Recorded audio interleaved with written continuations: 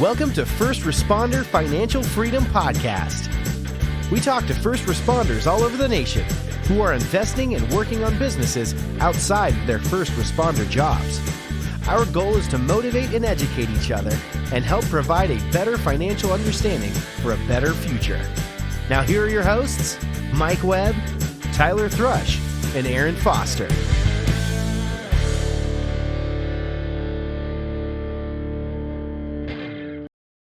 Hey guys, First Responder Financial Freedom. We're back today with the normal three trio and our newest friend, Nick Hammond. Nick is, we've actually found him through Instagram.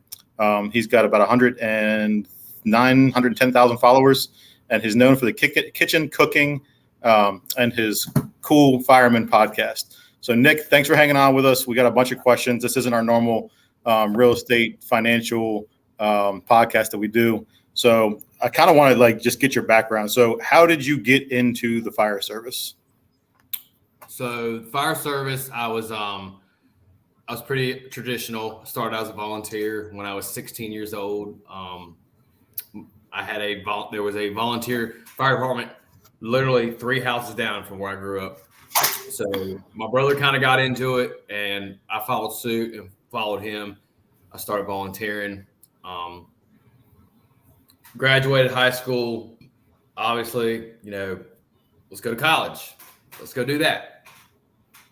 And I was literally in college algebra for the second time because I failed it the first time. And you're in good company. Do what?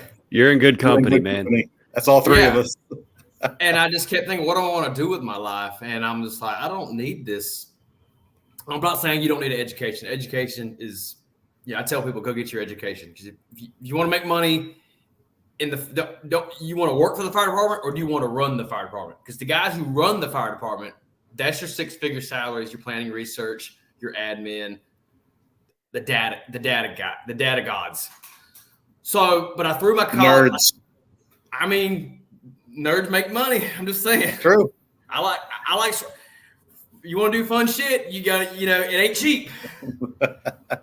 But back to the story, I threw my textbooks on the ground, literally just walked out of class. Everyone just looked up and I just bolted out. Walked to my advisor's office. I said, I quit.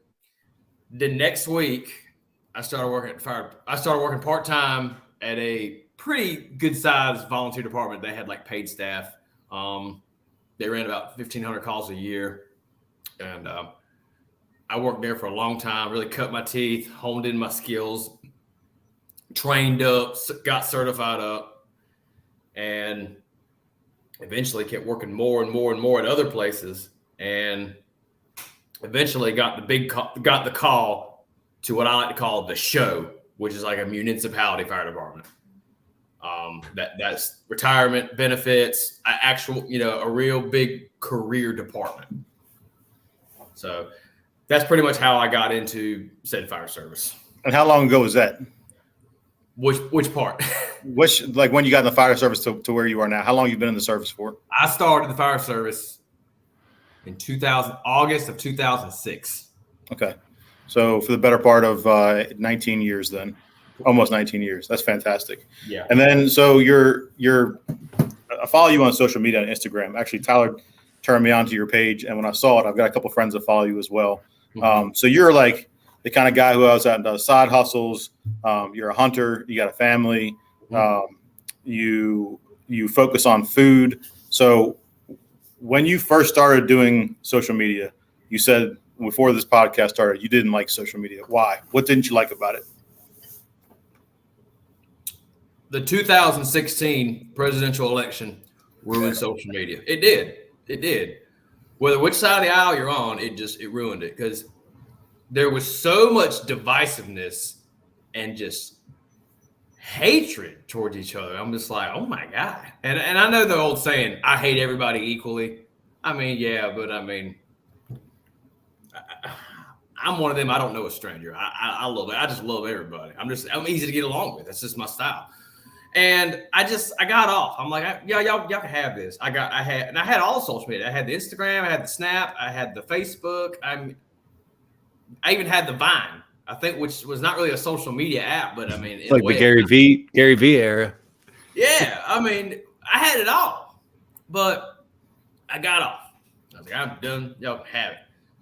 Well, when I first met my wife, and she was on social media, which, you know, I told her from the get-go, like, hey, I hate social media, and here's why. And, you know, don't ask me to be a part of it. She's like, oh, cool, I respect that. So, well, she kept sending me funny videos from TikTok. And I'm like, what is this? She said, do you remember the Vine app? And I'm like, well, yeah. She's like, it's like that. I said, well, TikTok's social media. I want nothing to do with it. She's like, yeah, but you can create an account and you can just watch videos and just laugh all day. I'm like, get out of here. I want to try it. So I watch. The more you watch, the more you start getting into it. And then you're like, man, I'm gonna try this out. I made me like a little funny, like a Jeff Foxworthy video. I still have my first video. It's from, I think it was from late 2019, early 2020, something like that.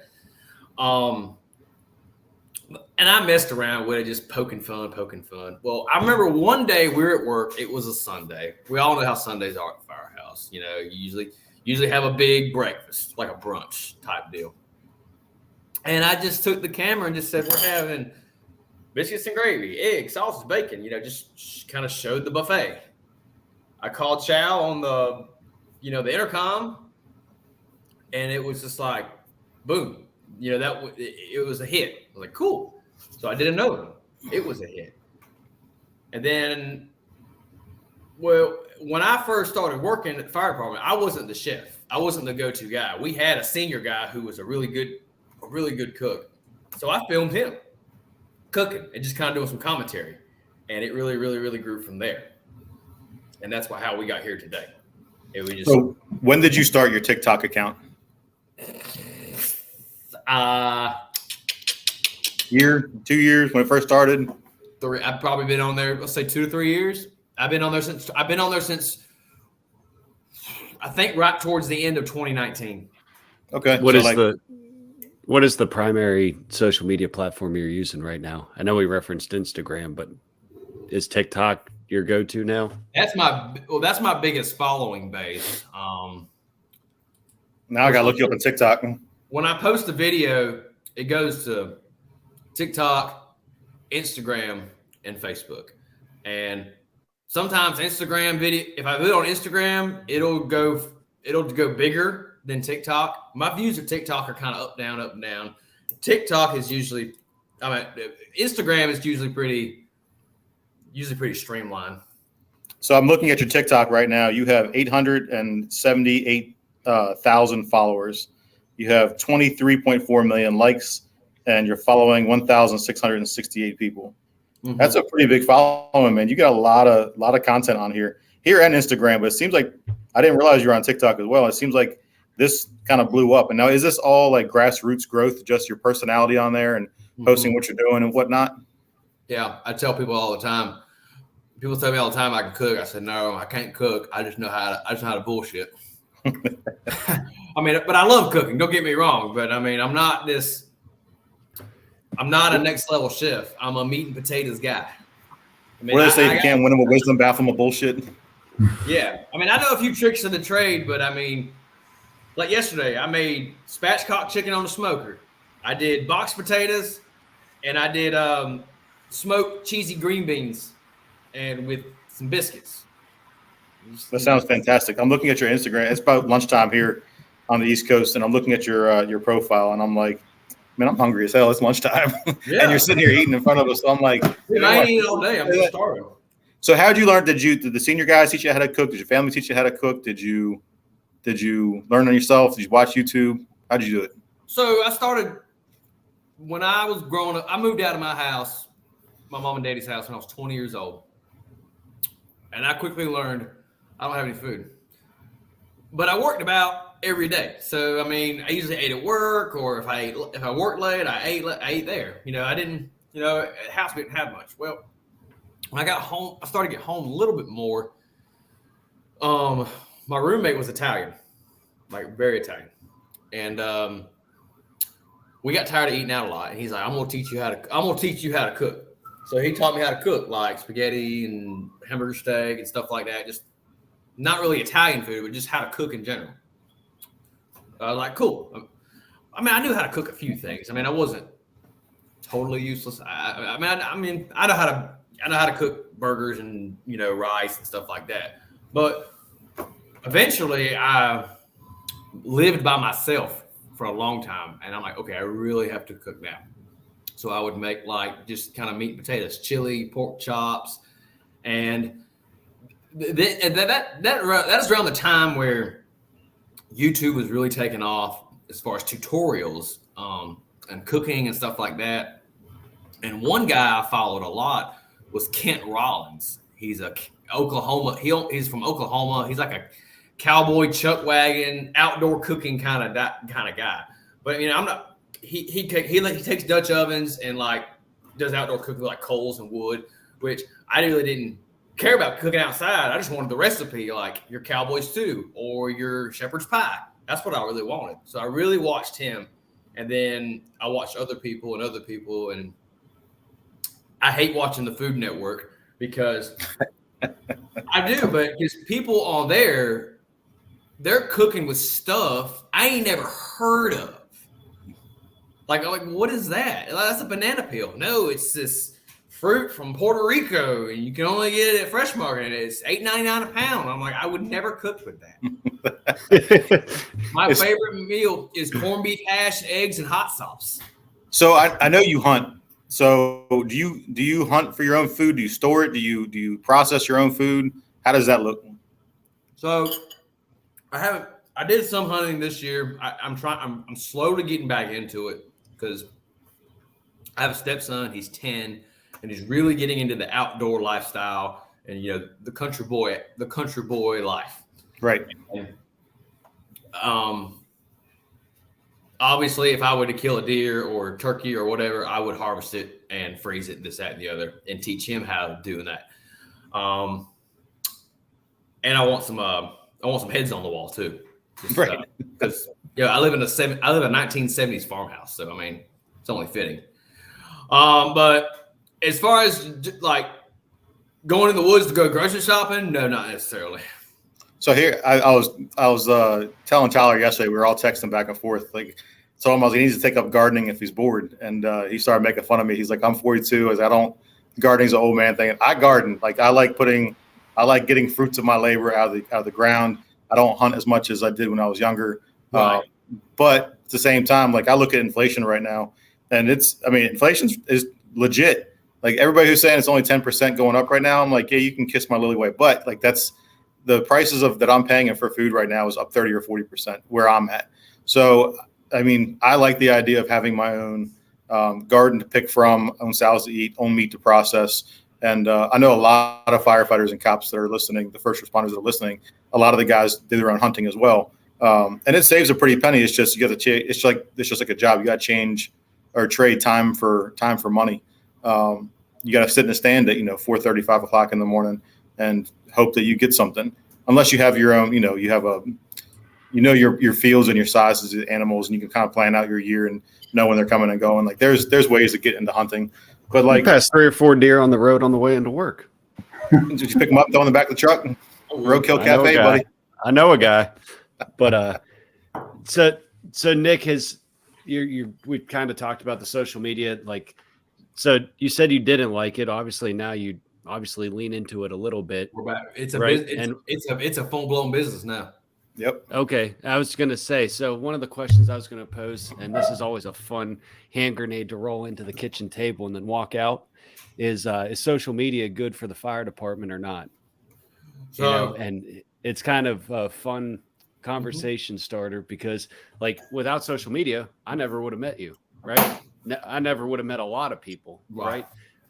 So, you said it's a full blown business. What is that transition? So a couple of years ago, you went from like, this is the worst thing since, communism, to here we are now. So what, can you elaborate a little bit on that, the business side of it? The business side for me, it started off as, this was fun. This is fun. We're having fun. We're celebrities are following us. This is cool. and like people like seasoning companies like Dano's Season, they would, send you seasoning and like send you hats and t-shirts and stickers like, hey, this is really cool. It's like a little sponsor. It's like a little sponsorship, It's like NASCAR, but for cooking. Yeah. Well, yeah. I told my wife I want to get like a Letterman jacket with all the sponsors on it. Just like, There you go. like change hats every time I cook. But I was like, this is fun. Well, then my buddy from Old South, I went to school with him. And he started out as, a guy just printing T-shirts in his little apartment to now he's in over 200 stores across the country from coast to coast. And he's really taken off. And he found me when I was like, I don't know, let's say 15, 20,000. He's like, hey, man, it's me, Tyler. I was like, yeah. What's up? His brother is on the fire department, a volunteer fire department down the road. We kind of came up in service together. But anyways, he said, hey, if I send you some hats and T-shirts, you wear it in your videos. I'll give you a little promo code to give whoever follows you, give you a discount. I said, sure, whatever. I'm here to help you because you're a friend of mine, and I want to grow your. I want to help you. Well, we started doing it for a while, and there was no guidelines. They're like, just wear the stuff. Well, it took off, and I was helping him make good money, and I'm like, hey, great, good for you. He says, yeah. He says, hey, look, I don't think this is fair. I said, what are you talking about? He said, I want to pay you. I'm like, what do you mean you want to pay me? Like commission? I said, no, I don't want it. Commission's it's $1 a hat. I'm like, no, I'm not worried about that. He said, no, I'll pay you a monthly stipend as long as whenever you're on video, at home, out in public, just please wear my brand and, have your promo code in your bio. I said, okay, fine. Hey, it's extra money. I'm a broke ass fireman. I'm always looking for more money. Not saying I'm greedy or money hungry, but I mean, hey, every little bit but helps. you got to, like you said, it costs money to do cool shit. It does. You got bills to pay. Yeah, and my wife, she stays at home and takes care of the house and raises our babies, and she holds us together, and everything else keeps from standing up. She's doing like balance and juggling. So I really commend her for that. So I'm always looking for, whatever. It's the business. Well, then Dano's, for the longest time, Dano's tried to say, I want to pay you. And I'm like, nah, I don't want you to pay me. Just whenever I want seasoning, just send it to me. He's like, fine, deal. Well, then they hired this guy. Well, then time goes by. They're like, look, we really want to pay you. 3 dedicated videos a month, this, that, and the other. I said, okay. I said, how much? He said, $250 a month. I said, sure. So we doing that. And time goes by. Dano's like, hey, man, I really appreciate everything you've done for me. I said, no problem. I enjoy doing it. It's easy to use a product in a video that you actually enjoy using. He's like, I want to pay you more. I want to give you a raise. I said, okay. I'm not for one. At this point, I'm not saying no. I'm like, okay, what do you think? How do you feel about $1,000 a month? How about that? Sounds great to me. I said, yes, sir. And do I need to do more videos, or how can I help you? Nope, you keep doing what you're doing. And that meant a lot to me because, this is a company that I've been with a long time. And he come to me, says, look, you're helping my business grow. I want to take care of you. I want to treat you right. More than that's just cool. I mean, that So meant a lot. Is Dano in the fire service? I'm sorry, I'm not familiar. No, he's just a seasoning company. He's an entrepreneur. He started as an entrepreneur, and now he's growing this giant business. And he's in Walmart, BJ's, Lowe's, Sam's. Okay. He started off as a guy selling seeds out of his pickup truck to trade shows, to online stores, to local stores in Louisville, Kentucky, to now we're a full blown. They're the next thing you know, you're gonna see them on the New York the stock market, the New York prestige worldwide. All right, yeah, well, that's cool. Does he attribute his growth to you? Is that why he's so? I think he. I'm sure I helped him grow a little bit, but he did it on his own. I just helped promote, his brand, his seasoning. For one, it's 0 calories, no sugar, low sodium. If you're on a diet keto, it's great. My grandfather is a diabetic and a heart patient, so he can't have sodium or salt. And for an 80-year-old man, that's very depressing because you've had bacon every day you've had bacon every day since you were born, and now this doctor is saying you can't. Well, I gave him some Danos to try to bring, some flavor back into his life. So, hey, you can use this. This is really good. And it's very flavorful, and that really, that helped my grandfather out. But I recommend it for everybody because. Yeah. So you basically took products that you already believed in, the Old South, the Danos. Do you have any others that you're doing that with, or is that primarily it?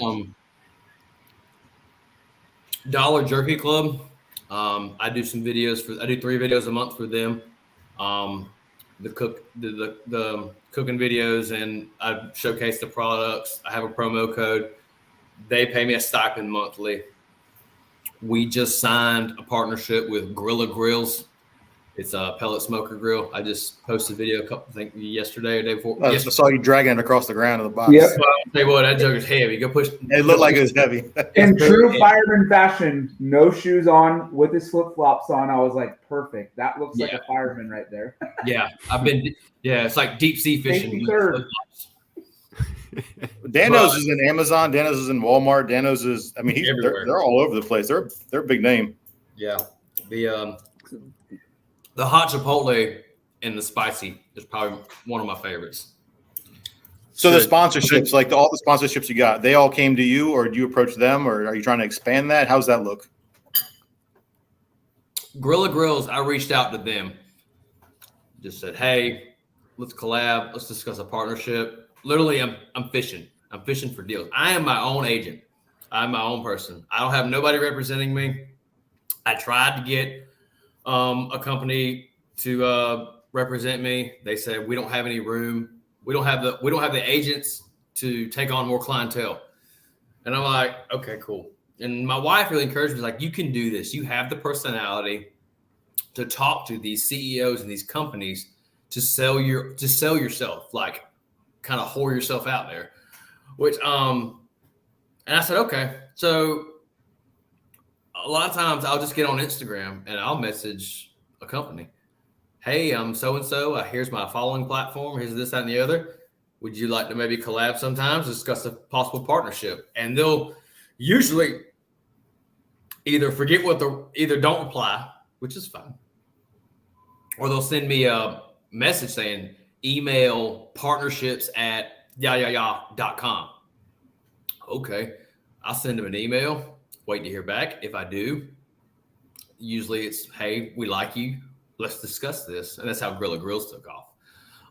Sometimes the companies will reach out to me wanting to collab.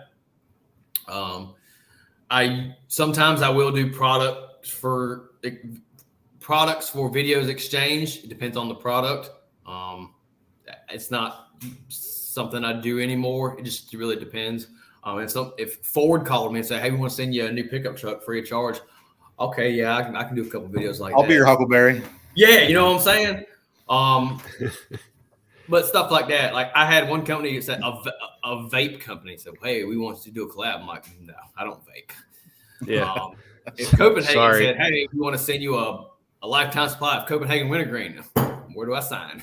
So a girl I dated years ago, she was a pretty big name in sports, and she used to get a lot of people contacting her for the same kind of thing. Like, you market my product, we'll pay you. You market my product, we'll give you products.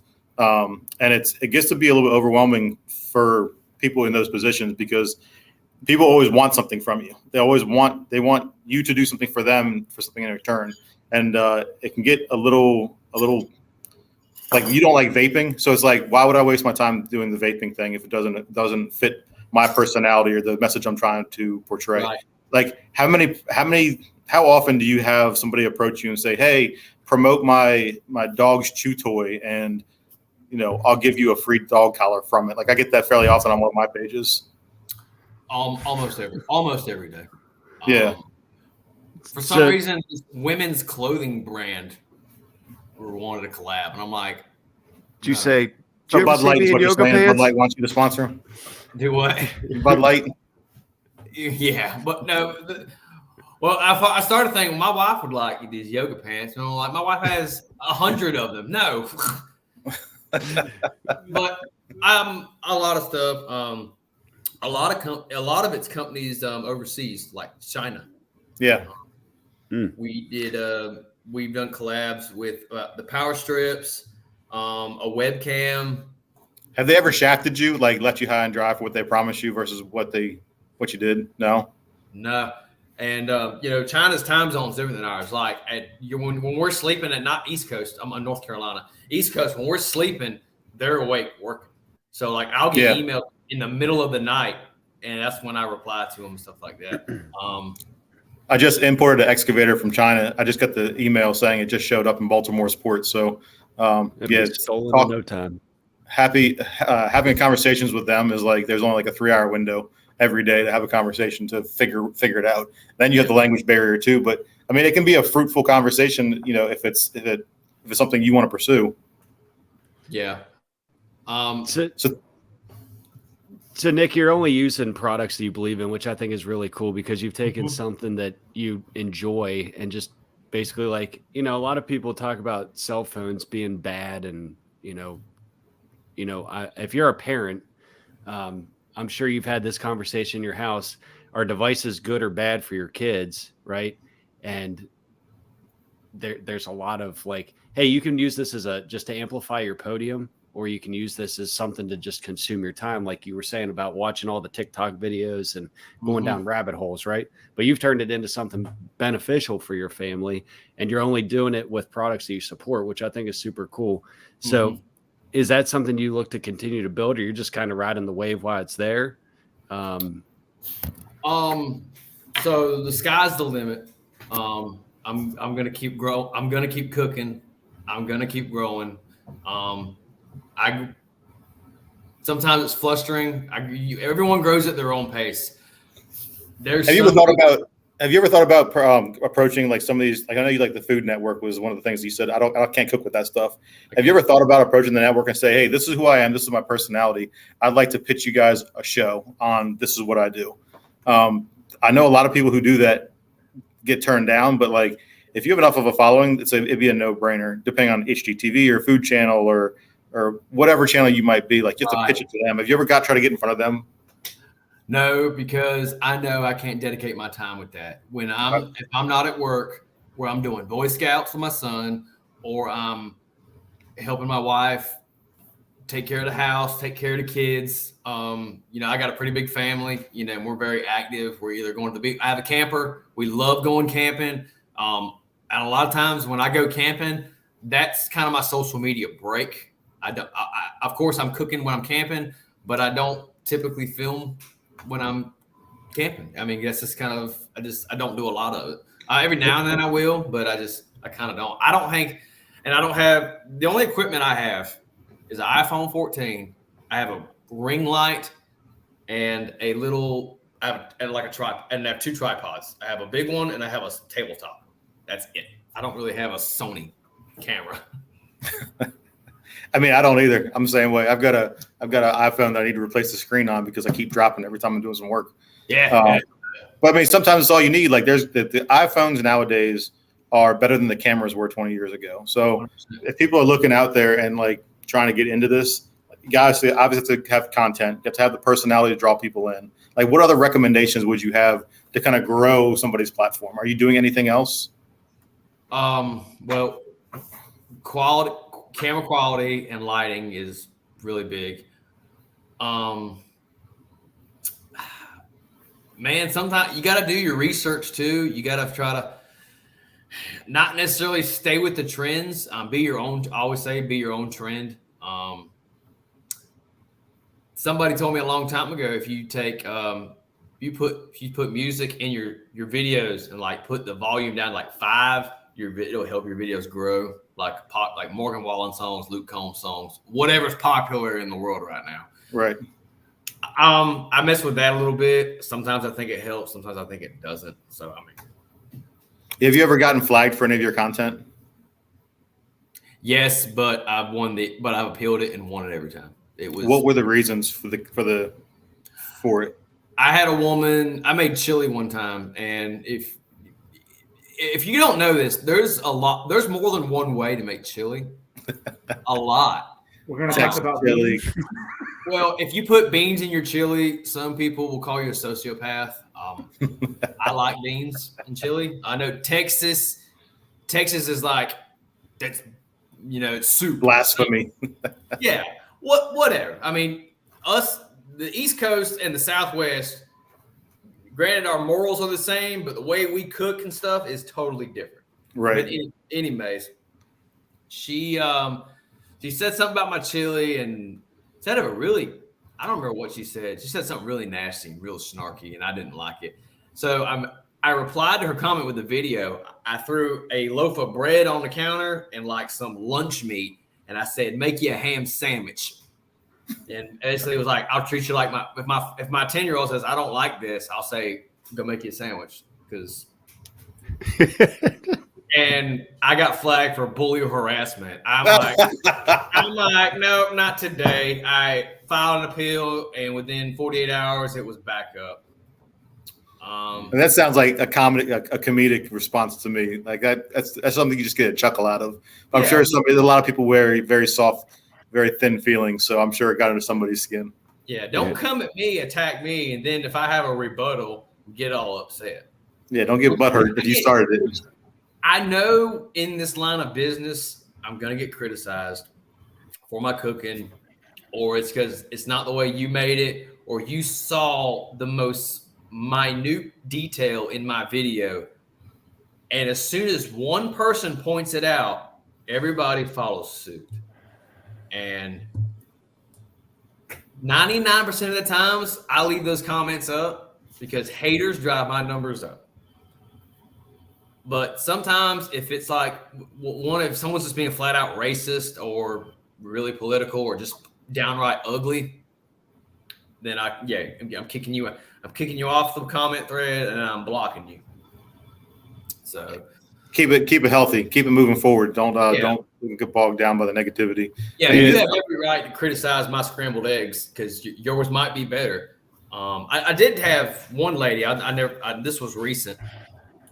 Dano made gumbo, and he caught a lot of criticism for it. Like a lot. A young lady duetted his video, basically laughing at him, stuff like that, saying, "Why would you do this? Why would you do that?" And I watched it. I've never made gumbo. I don't know the first thing about gumbo. Well, I commented on her video, and I said, obviously she's from Louisiana. I said, being you are the subject matter expert in making gumbo, will you please tag me or show me the proper way to make gumbo? Thanks in advance. Have a blessed day.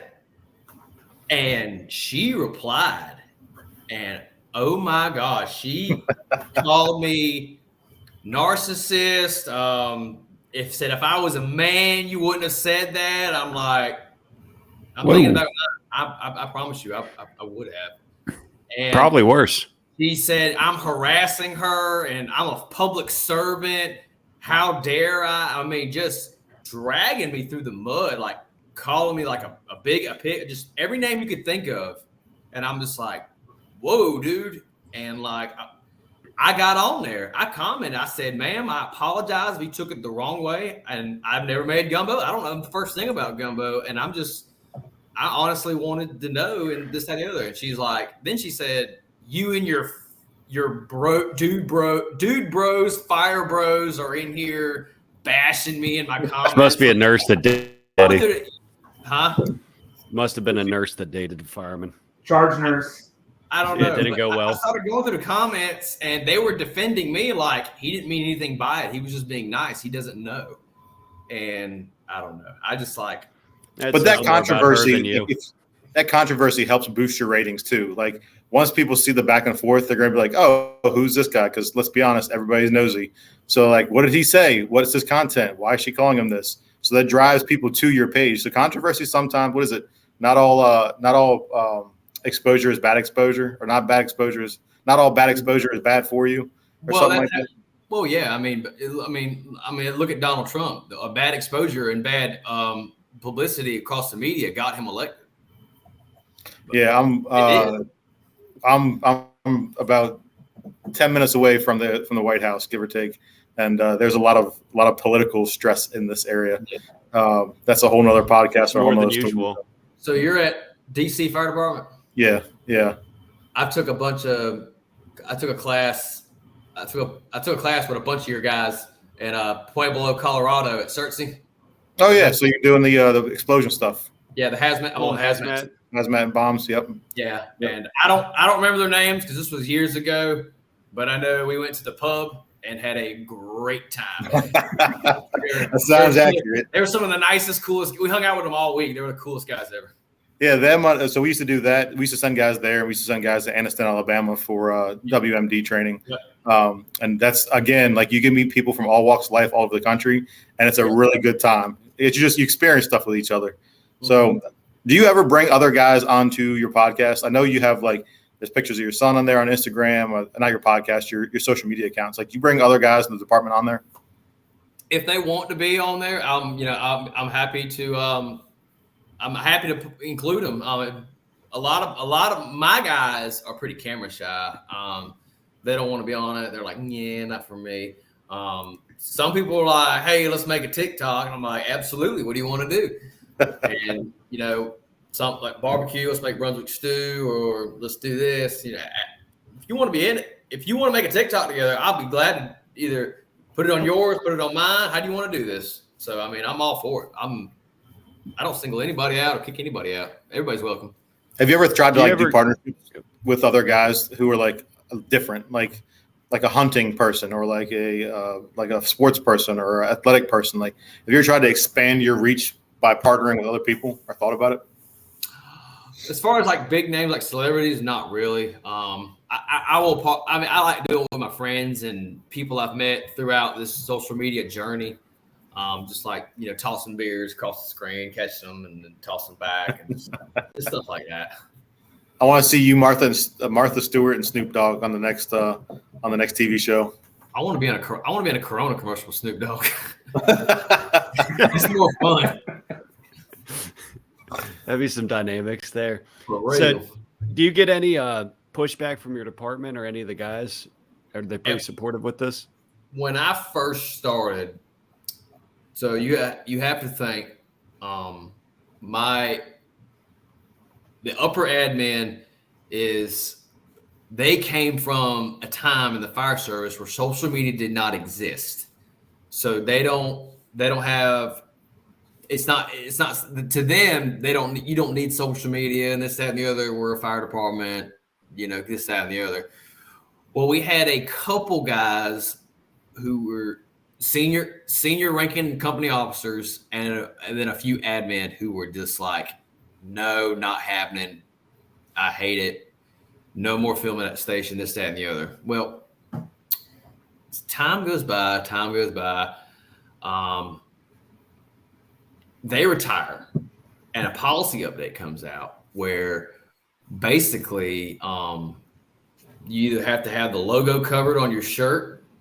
Really and truly, it's not a big deal until somebody somebody calls foul. And then until you put beans in the chili. Then all of a sudden, exactly. They run up the flagpole and then XYZ get involved, the city manager gets involved, and yeah.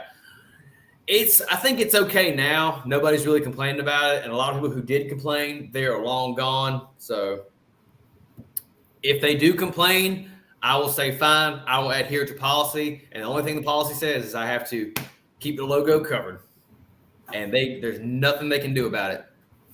Yeah, social media policies is getting to be a very, very popular thing nowadays across the country because they're worried the guy's going to give them a bad image and then they have to put out small fires in media and all that other stuff. Like I get it to a degree, but T-shirts never killed nobody. So no, and I can buy a T-shirt on the eBay right now with whatever department I want to. Yeah, but I remember after 9/11, guys would go on to eBay all the time and they would buy FDNY shirts and then go up and get laid in New York. Like, oh yeah, I work for FDNY, and they would get called out, and it was actually causing a lot of controversy up in the city. I thought that was very interesting, but I mean, anybody can buy a T-shirt. Sorry, Mike, I didn't mean to cut you off. I was just gonna say that it's interesting, like, you know, the social media thing, like, is it good or bad for the fire service? And obviously that generation, and I get it, there is a lot of just negative stuff with social media, but it could also be like a huge benefit too. So like you can sit there and take it like, no, don't advertise, don't talk about this department, blah blah blah blah blah. Like a guy, my battalion chief I used to work for, he runs an account, and I was there when he started it. It was 0 followers, and now it's, I don't know, probably around 20,000. So it's not quite at your level yet, but I've watched it grow, and he puts out just good content, and it's great conversation starter. And it becomes almost like a little bit of a, you know, to some extent, probably a little bit of a like outreach type tool, or, hey, this place is applying. Oh, that's this account. Like it reaches out to that new generation. And you can sit there and be like, oh, this generation sucks, they're soft. And don't get me wrong, there is a lot of that, but there was that in the generation before us and the generation before that. And, you know, but how many kids nowadays, and when I say kids, is basically anybody under like 30, sits down and reads the newspaper, whips out the yellow phone, you know, yellow pages in the phone book, watches the nightly news. If you want to reach them, you got to be on the platforms they're on. So you can sit there and look at it as it's the reason everything's wrong, or you can look at it as like, hey man, this is the conduit to reach that next wave, right? So it's just funny to hear that. I think if you probably compared all 4 of our social media policies, they're probably all to that extent. Like, don't talk about the department. Don't make us look bad, which I get it. But you just said, like, you don't put controversial stuff in there. You try and do like the right thing. And nobody really gives you a lot of grief except some people that thought the internet was a fad, probably. Yeah. Right. Yeah.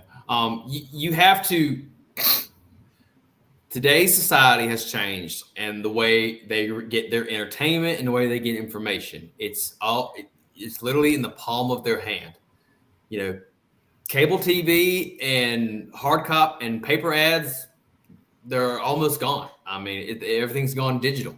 So you have to follow them, because that's your future. That's the people you're going to hire. You know, eventually people like me, or who worked here 40 years ago, who thought the internet was a fad, well, they're retiring and they're moving on to greener pastures. Well, people like me, who kind of grew up with a smartphone in their hand and Facebook and social media, this is how you got to reach them. Yeah. And, Go ahead. And we keep it clean. That's my personality. I'm literally the nicest guy you ever meet. I always say, if the devil was here right now, we may not agree on anything he believes in, but I guarantee you, we're going to find something to get along about. We're going to find a way to get along. Absolutely. And I think a lot of it's interesting too. Like we mentioned, you know, growing up watching fire movies, things like that, Backdraft, whatever you want to say. That's how. Dude, there's kids that haven't seen Backdraft in the fire service. Right? Seriously. Or like for me, it's funny. So I did watch stuff growing up, but my second spot on probation was the home of the show. I worked at where they filmed Emergency, right? And that was a huge thing for everybody that was before me. And then now a lot of people probably don't even know what Emergency is. But what they do know is like we have it's on every day at 1. Yeah, right. What is it? Then the Rifleman comes on, I think. But a lot of the kids, they'll know, like, we have a ton of local photographers that cover LA County Fire, right? So they follow all of these things. They see all the incidents. There's some guys on our department that have their own pages, like Mike said, and they promote the department in a good way. So obviously the department doesn't have a problem with that. But there's some guys that do things they shouldn't, when they were like, you know, LA County obviously had a large helicopter crash with a famous basketball player on there. It didn't go so well. So I see the reason for the social media policy. But like for me, for example, when I'm watching your content, I see guys in the firehouse cooking, which is it's one of the most fun times you can be a fireman. Obviously, getting on jobs and stuff like that's awesome. But there's so much fun had around the kitchen table. I think it does nothing but promote our profession. and one of the best parts of it, that communal aspect. So I think it's cool. You can take something you like doing, you turn it into a brand and a business, and you're representing your department and yourself well. So, and I think social media is your brand now. We all have our own individual brand, and you got to manage it. Food sets the tone and the morale for the company. Good food. I'm not saying that. Okay, I'm going to say it. Certain people don't need to cook. Absolutely. They don't. They need to stay out of the kitchen. Just they can burn water. That's what we say. Yeah, you burnt making cereal. How Sam hell did you do that? I'm thinking of a half a dozen guys right now. But I'm not saying stay out of my kitchen. You can chop this onion, chop a pepper. You can help, but don't come in here and start cooking. And that's, for me, when I was new, I was very green when I came onto my department, but I did know how to cook. And that was kind of how I was always trying to bridge the gap. It was like we would go out and train or do something, and I would be making chicken wings or something to eat while the other guys were watching TV, anything you could do. But yeah, I'll never forget the first time I saw somebody make a meal. And I don't know if they called them on his cell phone, but he got a phone call at the station. And as soon as he was out of the kitchen, all the plates went in the trash. It was that bad. I mean, I've had guys who made a pork tenderloin, and the tires on the truck were more tender than that tenderloin. Like, it was tough. Like, if you haven't had medium well chicken, you haven't lived in the firehouse. Oh, we had a guy, man. I'm gonna tell you a story. We had a guy. He's a lieutenant now. When he was a fireman, this is a guy who didn't know how to operate a weed eater. Didn't know how to crank it, didn't know how to run it. No. He's like, I'm going to cook today. And they were like, okay. They gave him money. He went to the food line, and he come back with a box of shake and bake chicken. They said, what we have? Shake and bake chicken. They said, where's the chicken? His chicken's in the box. No, well, at least you're not making life and death decisions today, buddy. Yeah. But then, go back to what you said. How do y'all want your chicken cooked? What are you talking about? I mean, how well do y'all want it cooked? You're like, done. Yeah. Chicken's no not pink. beef. Yeah. No pink. My rookie made it medium rare about once a year ago, and they still remind him of it every single time he cooks.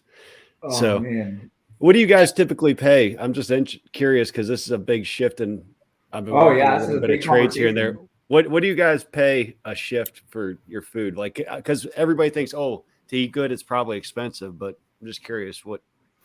So when I started, it was $10 a day. That's your lunch and dinner, 2 meals a day. My first assignment, I was downtown with 8 guys, including myself. So I had $80. We had $80 to make lunch and supper. That sounds easy, but firemen are good at eating. Don't come up short. Don't. You better have more food. There better be leftovers, and nobody goes hungry. So now I'm at a station with 5. Well, sometimes 6, depending on the chief's eat, the BC, because we house a BC at our station. So the BC may eat, the BC may not eat. Just depends on what kind of mood he's in or what he's doing. Scumbag, if you're in, you're in. If you're out for life.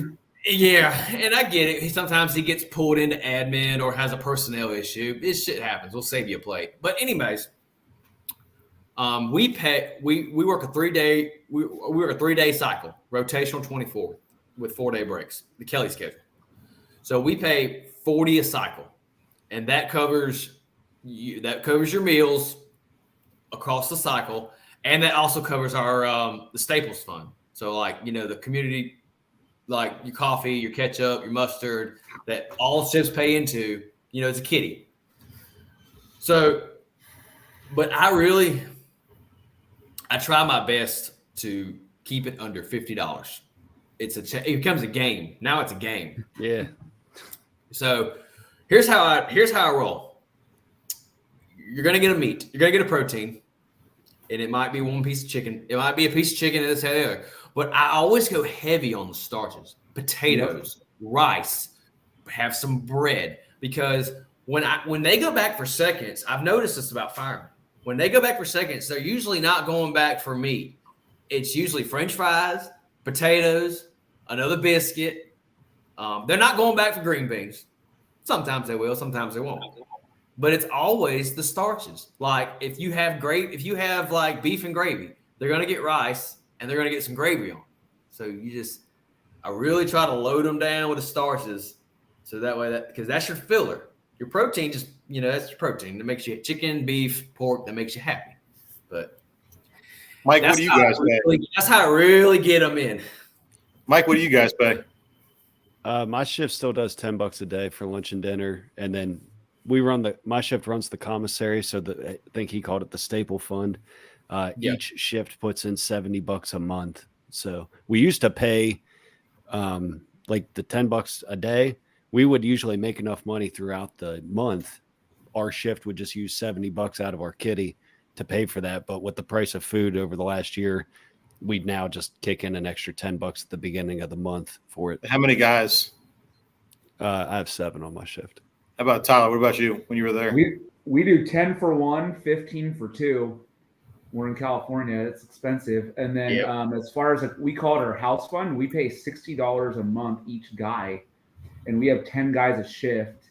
And that covers coffee. I mean, coffee is by far our biggest expense, not even close. And then same thing, when I'm cooking, I try to go heavy on – guys love garlic bread. They love rice because otherwise with the meat right now, it's super expensive and you can't do it. But we have the older guys who, started off with five for 1, 6 for 2, and it's not that way anymore. And you brought up the BC. I will say we have a BC in my station too, and nothing's cooler when the BC offers to cook, and it goes a long way with the guys obviously too. And I've been lucky to have some good BCs that can cook really well, and I think it's a cool part of the communal aspect too. Like when he comes up, he's just one of the guys.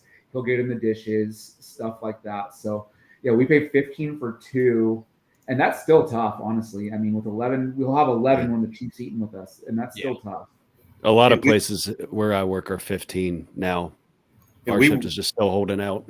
We have 11 guys on my shift, and we do 15 for 2 meals or 20 for 3, and then we pay a house fund as $100 a year, and that goes to all the commissary needs. But like we have some guys like with gardens, Tyler, you're listening, that bring in like all the fruits and the vegetables and make salads, like so it kind of cuts down the cost. And then some guys, if they have leftover either beef from their cow stock, or if they killed a pig, then they'll bring a side in or some racks or something like that, which is cool. I actually a couple months ago, one of my buddies I used to has a farm up in West Virginia. I bought a quarter cow from him. It was about 100 pounds, just over 100 pounds for about $800, and it's all better than USDA quality, and it ends up saving me money long term. But we eat a lot of red meat, me and my wife. Yeah, I've bought the quarter cows and stuff, and it's just I got so much ground beef. It took me forever. I'm like, I don't need this much ground beef. Can I just get that's where I'm at right now. Jeez. But I'm trying to keep so for me, like I try to plan it out. So like I know I have this much ground beef, so I'll do a half a pound for lunch every other day, just to keep the proteins up. Do you guys do any is there any kind of shopping that you guys do? Like we have one guy who goes out and shops usually before the shifts because there's no room. Like, is there any way that you guys have lowered your expenses with the cost of inflation right now? I mean, yeah, kind of. My captain, he has he's got a couple plugs on some produce down the road from his house. So he brought like a sack of onions. He brought like 5 pounds of onions in. We eat about every meal usually consists of something to do with onions. So that cut it down. Well, rice is on our commissary or staples fund, whatever you call it. So we, try to incorporate rice. So there's your starch, and there's onions, there's an ingredient. All right, now you just need a protein, maybe a little bit more. And I don't know what I'm going to cook until I get to the store. I have to see what's on sale, what's marked down. It's probably going to be chicken, it's probably going to be pork. Every now and then we'll see beef. I'll see beef. If you see London broil or beef on sale, obviously I'm going to go to the red meat because we don't get it a lot. So we don't get to have this much. We do a lot of pasta, a lot of spaghetti.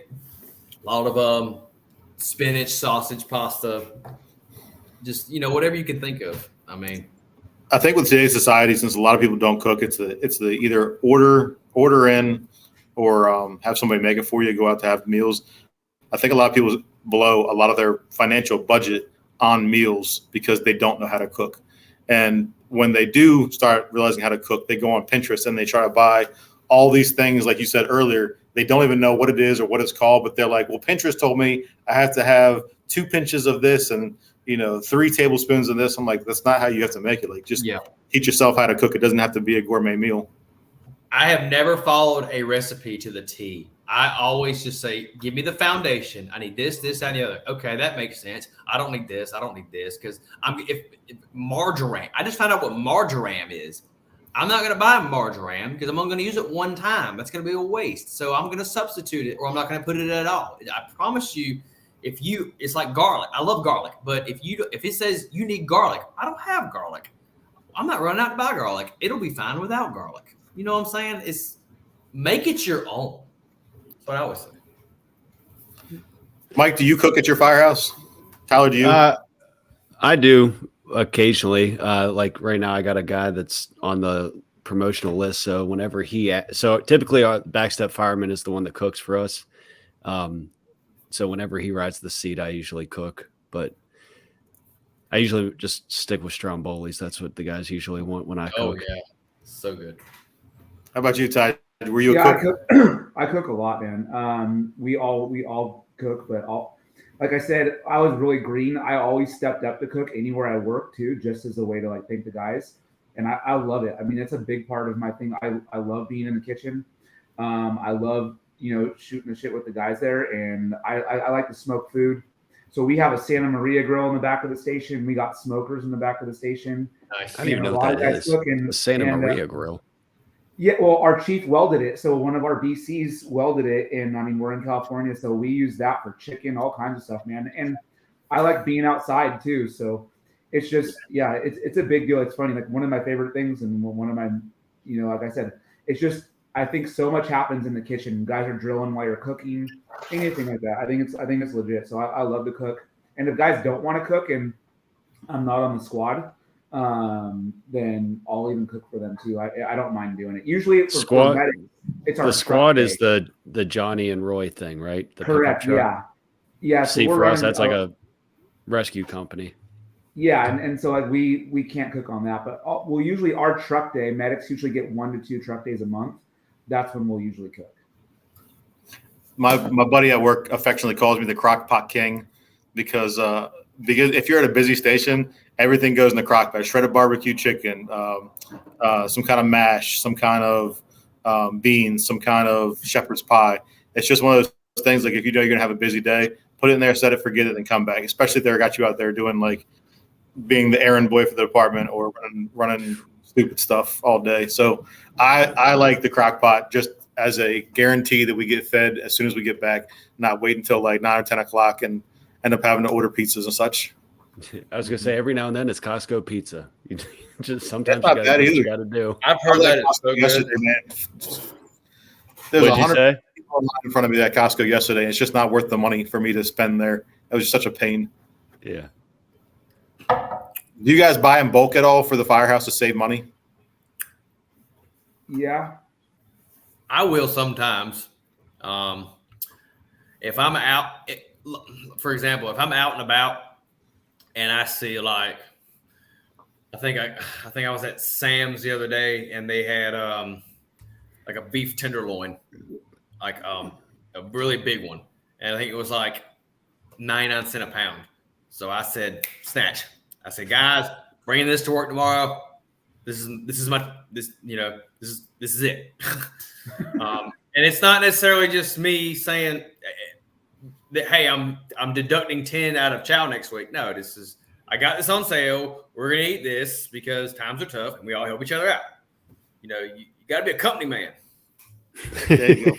Union man. So yeah, I was at the Costco. I meant to say I was there in PG County is where it's at, and there was these guys in uniform in PG County, and they had one of those big push carts, and they had stacks of rice on there. I was like, "What are you guys cooking at the firehouse?" They're like, man, like we stock up on it because we go through so much of it. When you say a lot of starches, I was like, these guys eat more starch than anybody I've ever seen in my life. Yeah. Well, we're coming up on an hour, Nick. Is there anything you want to touch on that we haven't talked about, or maybe your podcast? Yeah. So yeah, well, I say we run a podcast. They run a podcast, and I show up from time to time when I'm not. Just a pretty face. Yeah, I mean, I'm busy. I have a 7-month-old, and Boy Scouts and running around this, that, and the other. Which I get. We're all busy, but it seems like the timing just could not be worse. But we run a podcast called the Cool Fireman Podcast, and we're just 4 guys. You got a guy from Virginia, 2 guys from Virginia, then a guy from Laguna Beach. That's Rolfie, and Freddie the fireman. He's from Birmingham, Michigan. Is he the mustache guy? No, that's Doug. That's JD. That's JDB Cube. He is from Chesterfield, Virginia. Gotcha. And yeah, he looks like Wyatt Earp from Tombstone.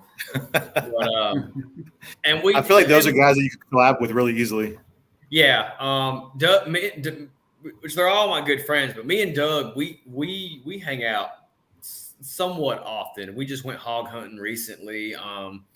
He's been to my house. He just built his house. I haven't been to his new house yet, but we've hung out before. We've, families hang out with other families, but we just talk about like leadership, stuff like bunk room etiquette, table manners, just stuff that may seem like so minute, but you got to think, the new fireman is coming. The new firemen are born every day into this job. And, it's kind of like me.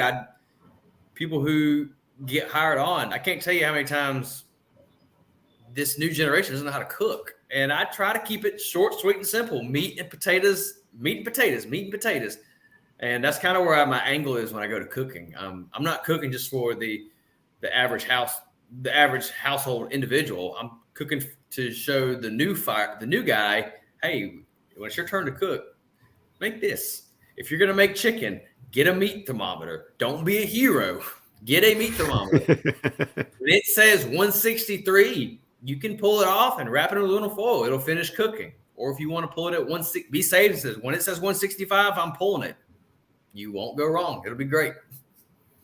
I hope guys are taking notes on this right now because I don't seriously. I'll never forget too when you just said that. We told the guy, "Hey, pull the tri-tip off at 125, and it'll continue to cook until 135." And he thought we were screwing with him. He would not. He's like, "You guys are messing with me." I'm like, "It's called carryover cooking."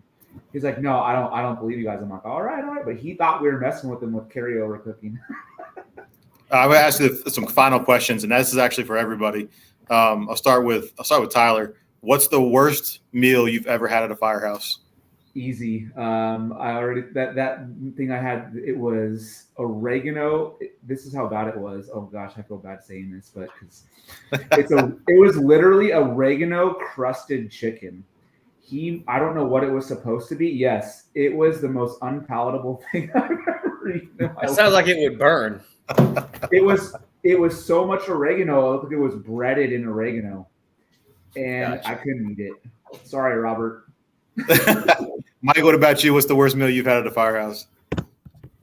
I'm not sure, but probably anything Burke made. This guy I used to work with. So I don't know. No one meal stands out, but sometimes somebody made like a Mississippi pot roast or something one time, and I'd had it before, but this time I don't know if they went heavy on the salt, but it was so salty I literally couldn't finish it. That's all I can think of. What about you, Nick? Where's one at the firehouse? I have two. Rock with it. Okay, one of them I lied about. This guy, I'm not going to throw his name out because I love him to death and I feel bad. I was working overtime and he said, "Hey, are you in for child?" And I got there at like 5 p.m. Well, they hadn't started cooking. He's like, "Are you in for child?" I said, "Yeah, what are you making?" He said, "We have leftover spaghetti, so I'm making baked spaghetti." All right, cool, I'm in. He said, "Yeah, it's my wife's recipe. She really likes your cooking channel." I said, "Cool." I mean, I like baked spaghetti. I've had it before. It's cheesy, it's good, and it's a good use of leftovers. And he made it, and he takes 2 blocks of cream cheese and throws it in there. And I'm just like, I'm watching him, and I'm like, all right, I don't make baked spaghetti, so I'm going to roll with it. I took a bite, and it was just gummy. It's like peanut butter stuck in the roof of my mouth. I'm just like, this is just not good. And he asked me, how would I think? I said, man, it was great. I just got too much on my plate. I couldn't finish it all. And it was just, I was like, I looked at the guy I was riding with. I said, what do you think of that dinner? He said, I didn't eat it. I'm like, okay. I said, I had, anyways, love you, dude. What's the second one?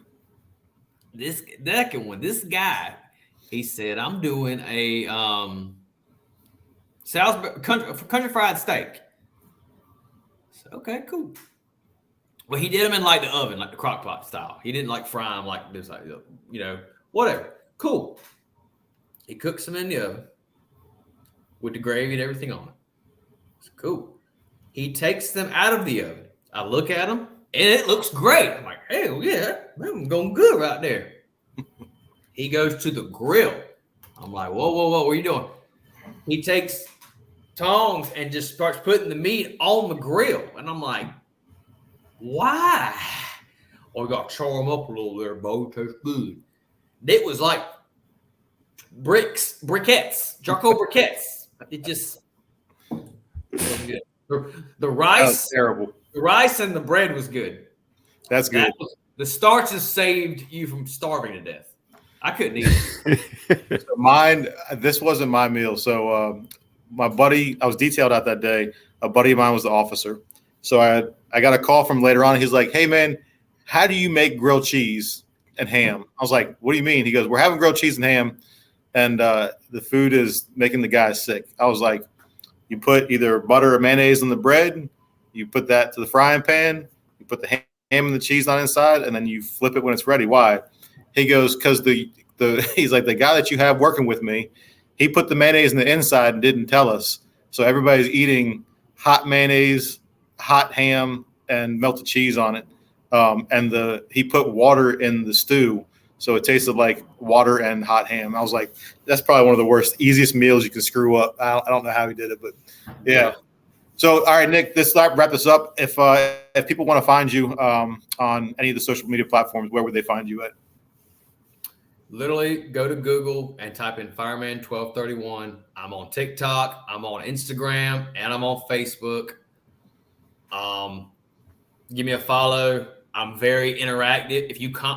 I'm very interactive on my post. If you comment, I'm gonna see it, and 98% of the time I'll comment back, or I will at least like the comment. Unless you're just being kind of ugly, then I'm either gonna be a smart ass or I'm just gonna kick you out. Fantastic. All right, man. I appreciate you coming on for an hour. I'm actually gonna go get lunch. Yeah, go get you something to eat. Thank y'all for having me. I really appreciate it. I enjoyed it.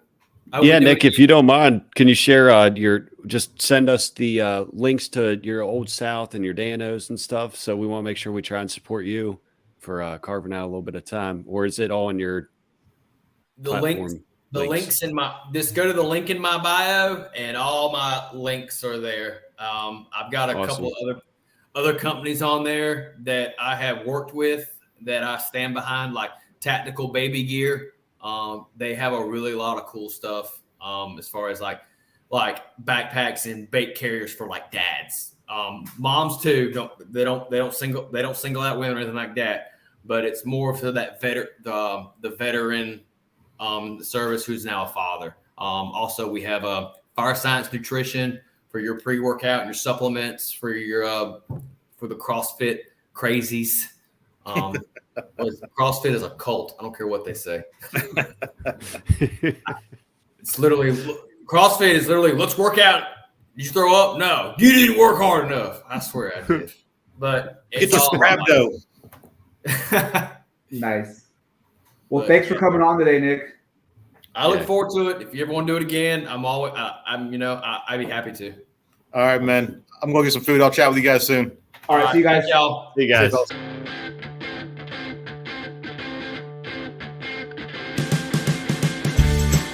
Thanks again for spending some time with us today. If you found value in anything you heard, please share with someone who may benefit. We look forward to connecting between shows in our Facebook group, First Responder Financial Freedom. Till next time.